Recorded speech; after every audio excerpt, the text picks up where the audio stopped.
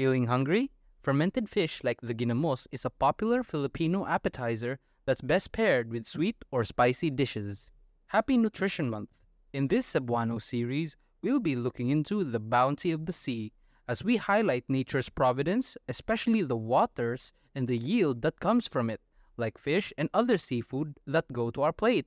Welcome to Cebuano. Ginamos is mainly fermented fish that's a favorite among Filipinos. The anchovies, freshly caught from the sea, are placed in a large bowl and mixed with salt to ferment the fish. Sa akong pagpanagat ganin ng kadlawon mao ni gitawag na mo og libod or tornos nya mao ni sa pagproseso sa pag-asin. Kaning isda mo mga tulo ni kakaltik asinan tani og mga tunga sa kaltik para dili po siya parat, di po siya sakto-sakto ra gyud. Og pareha sa bodega usag kay kakaltik ang i-mix ani. Atong bubuwag asin. Wala ni okyon ra ano ra. Para ma-mix siya.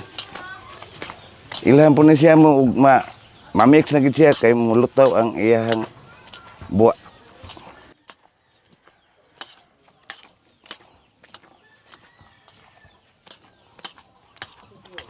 Ginamos has that fishy and salty taste that people often pair with vinegar, calamansi, tomatoes, and some ginger.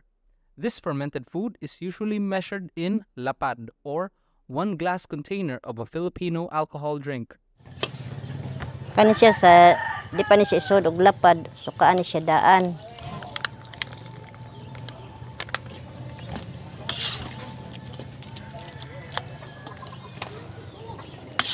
Dayon among isod.